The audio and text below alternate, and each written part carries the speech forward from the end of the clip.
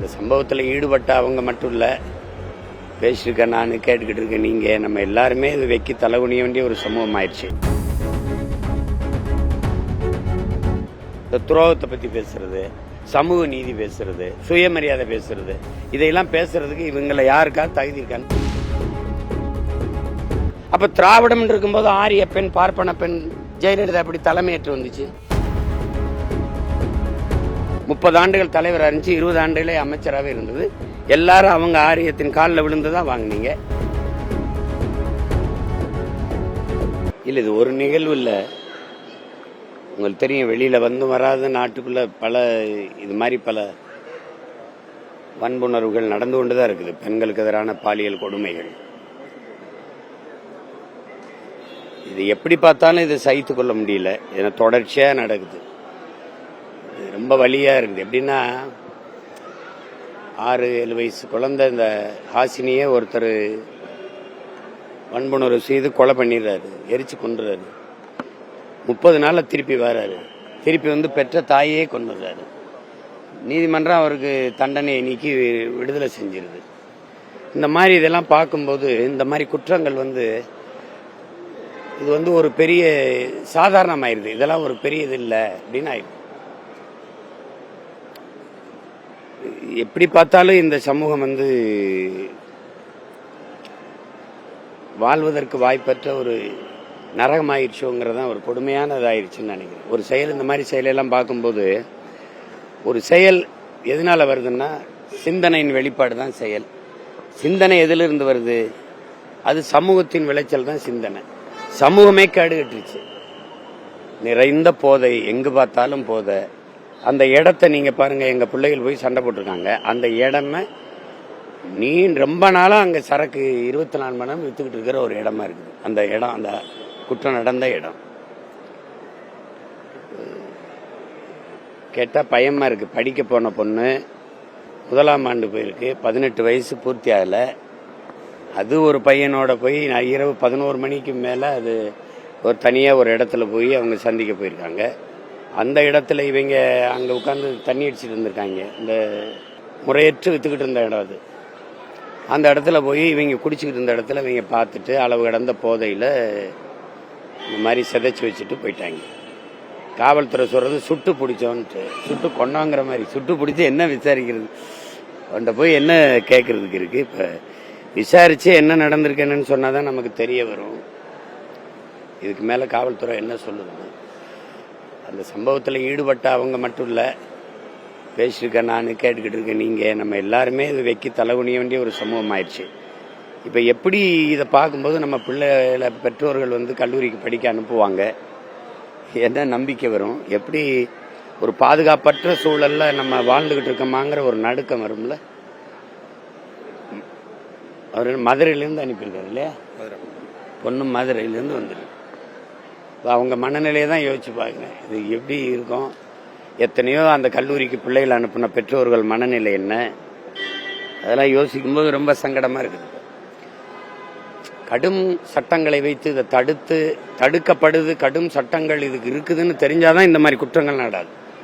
இல்லை தொடர்ச்சியா நடக்குது பாருங்க, அங்கங்கே கேள்விப்பட்டுட்டே இருக்கு. இதேதான் பொள்ளாச்சியில் நடந்தது, இதேதான் அண்ணா பல்கலைக்கழக வளாகத்துக்குள்ளே நடந்தது. அதுக்கெல்லாம் என்ன நடவடிக்கை? ஒன்றும் இல்லையே. சரி, பார்ப்போம். சசிகலா காலில் பதவி வாங்கலாம்னு சொல்லி பேசியிருந்தீங்க. அதுக்கு ஜெயக்குமார் இந்த விமர்சனம் கூடாது அப்படின்னு சொல்லியிருக்காரு. இது விமர்சனம் இல்லை, நான் சொல்றது விமர்சனம் இல்லை, உண்மையை சொல்றேன். அவங்க பேசுறதெல்லாம் ஒரு பொது மனிதனா நீங்க பாருங்க. நான் அதிமுக இல்ல, இது இல்லை, இந்த கட்சியெல்லாம் இல்லை. நானும் ஒரு கட்சியை வழி நடத்துறவனா இல்லை, ஒரு மகனா பாக்குறேன். பொதுவா இந்த துரோகத்தை பத்தி பேசுறது, சமூக நீதி பேசுறது, சுயமரியாதை பேசுறது, இதையெல்லாம் பேசுறதுக்கு இவங்களை யாருக்காவது தகுதி இருக்கான்னு நீங்க யாராவது சொல்லுங்க. யாராவது நீங்களே சொல்லுங்க. என்ன சிரிக்கிறீங்க? ஏங்க, ஒரு மேல பறந்து போன விண்ணூர்தியை பார்த்து இப்படியே கும்பிட்டுக்கிட்டு இருந்ததுன்னா இது சுயமரியாதையில வருதா? பேசியிருக்க மாட்டேன். நான் தான் திராவிடத்தின் உண்மையான வாரிசு. நமக்கு வெறி வருமா வராதா? இவங்க கதை விட்டுக்கிட்டு இருக்கிறத ஆரியத்தை எதிர்க்க வந்ததே திராவிடம்ங்கிறாங்க. தமிழன்னு இருந்தா, நாங்க தமிழர்னு வச்சா பார்ப்பனன் நானும் தமிழர்னு உள்ள வந்துருவானே அப்படின்னு தான் அதுல ஐயா ராமசாமியிலிருந்து ஐயா வீரமணி வரை கதை விட்டுக்கிட்டு அதே கருத்து தான் இன்னைக்கு வரைக்கும் சொல்றாங்க. அதானே சொல்றாங்க. அப்ப திராவிடம் இருக்கும்போது ஆரிய பெண் பார்ப்பன பெண் ஜெயலலிதா எப்படி தலைமையேற்று வந்துச்சு? எப்படி உள்ள வந்துச்சு? 30 ஆண்டுகள் தலைவராக இருந்துச்சு, 20 ஆண்டுகளே அமைச்சராகவே இருந்தது. எல்லாரும் அவங்க ஆரியத்தின் காலில் விழுந்துதான் வாங்கினீங்க.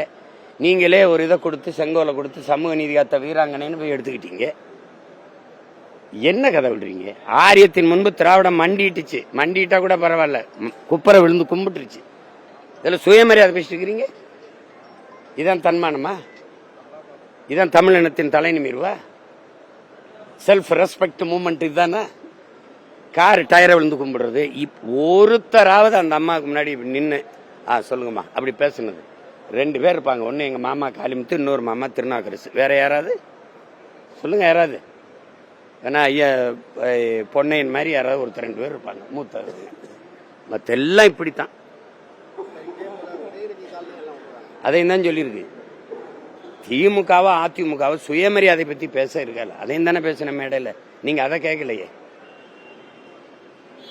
ஏன்னா பெட்டி இவங்க கொடுத்துட்டாங்க, அவங்க தரல, அதனால தானே. இது ஒரு வழக்கம். அது உண்மையே பேசணும்.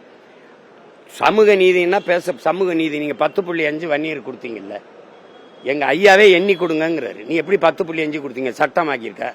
செயல்பாட்டுக்கு வந்திருக்கா? இப்ப வன்னிய எனக்கு 10.5 வருதா? சும்மா வாய் வார்த்தையில ஓட்டுக்காக சொல்லிட்டு போறதா? எத்தனை காலத்துக்கு இப்படியா மாத்துறது? எண்ணி கொடுங்க. சரி எண்றீங்க. எண்ணும் போது எங்களுக்கு 15 விழுக்காடு வந்துருச்சு. அப்ப என்ன பண்றது? ஏற்கனவே பாதிக்கப்பட்டிருக்கேன் நான். திடீர்னு எடுத்து அருந்ததிற்கு உள்ஒதுக்கீடுன்னு 3 ஒதுக்கீடு கொடுத்துட்டு ஃபர்ஸ்ட் ப்ரிஃபரன்ஸ் ஒரு கையெழுத்து போட்டு விட்டீங்க, முன்னுரிமைன்னு. அப்ப அவங்களுக்கு போக தான் எனக்கு மிச்சம். ஒரு கல்லூரியில ஒரு பல்கலைக்கழகத்தில் 5 பேராசிரியர்னா SCA SCAன்னு வருது. SC Arunthathiyar, SC Arunthathiyar, SC Arunthathiyar 4 போக 1 இருக்கு. அது தேவேந்திரர் இருக்கா, பறையர் எனக்கா, தேவேந்திரர் எனக்கா? யாருக்கு? ஒரு சீட்ல நாங்க. அப்ப முன்னுரிமைங்கும் போது அது அவருக்கு போக மிச்சம்னு வருது. அப்ப சாப்பாடு என்னது? அவர் சாப்பிட்டு மிச்சம் வச்ச எச்சு கஞ்சி, மிச்ச கஞ்சி தான் எனக்குன்னு வந்துருது. அப்ப நான் பாதிக்கப்பட்டுறேன்ல, விளங்குதா? அப்ப பாதிப்புக்கு ஆளாயிருக்கிற நான் சொல்றேன், நீ எண்ணி கொடு, எடுத்து கொடுக்காத, அளந்து கொடு, அள்ளி கொடுக்காதேங்கிறேன். திருப்பி வாய் வார்த்தையா ஓட்டு வரும்போது, தேர்வு வரும்போது வன்னியர் ஓட்டுக்க 10.5 போயிட்டீங்க. சட்ட வரைவு வந்திருக்கா? சட்டப்படி இது செயலாக்கம் பெறுதா? 10.5 படையச்சை நான் பயன்படுத்துறேன்னா? இல்ல. அப்ப எல்லாமே ஏமாற்றா இருந்தா எப்படி?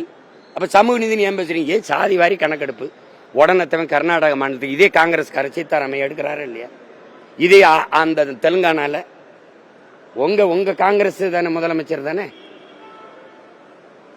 அவர் எடுக்கிறாரா இல்லையா? நிதிஷ்குமார் உங்ககிட்ட கேட்டால மத்திய அரசு எடுக்கணும். அவனுக்கு மத்திய அரசு இல்லது. எதையாவது கடத்தி விடுறது. சொல்லிட்டு மாநில உரிமை இங்க பேசிக்கிறது, சிபிஐ விசாரணை கேட்டுக்கிறது. அப்ப ஓம் போலீஸ் என்ன? ஓம் போலீஸ் சரியில்லைப்ப. அப்ப உங்ககிட்ட இருக்க போலீஸே சரியில்லை. அப்ப நீங்க பதவி விலகணும். என் போலீஸ் சரியில்லைங்க, என் நிர்வாகம் சரியில்லைன்னு. அப்படித்தானே தோல்வியை ஒத்துக்கிறீங்க. இப்போ என் காவல்துறைக்கு என்ன குறை? என்ன குறை? எதுக்கு சிபிஐ விசாரணை? எல்லாம் வர்றோம்ல சிபிஐ விசாரணை. எப்படி இருக்கு?